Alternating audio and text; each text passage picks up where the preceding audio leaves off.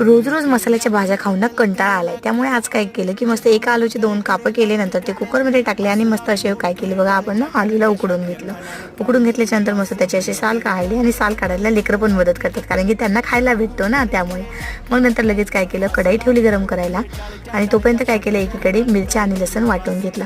कढईतलं तेल गरम झालं की त्यामध्ये पहिले मोहरी टाकली. मोहरी टाकल्यानंतर जिरं टाकलं. नंतर हा वरतून आपण काय टाकला, मिरचीचा ठेसाला हलवून घेतल्याच्या नंतर वरतून कांदा टाकला की लगेच काय केलं बघा, मीठ टाकलं आणि वरतून अशी थोडीशी मस्त कोथिंबीर टाकली आणि त्याला चांगलं परतवून घेतलं. नंतर वरतून अशी काय करायची, थोडीशी अर्धा चम्मच हळद टाकायची आणि हळद टाकल्याच्या नंतर त्याला परत एकदा परतवून घ्यायचं. आणि जे आपण आलू उकडून घेतले होते ते आलू काय करायचे, त्यामध्ये डायरेक्ट टाकून द्यायचे आणि त्याला मस्त असं क्रश करायचं बघा. आणि आज काय केलं, आमच्या तर जेवणासोबत होतं, पण दीदीने आज भाऊजींना डबा द्यायचा होता, मग त्यामुळे दीदीनेच ही रेसिपी बनवली होती. आणि मग तिने नंतर लगेच भाऊजींचा डबा भरला, त्यामध्ये काय केलं, मिरच्या पण टाकल्या आणि डब्बा तयार.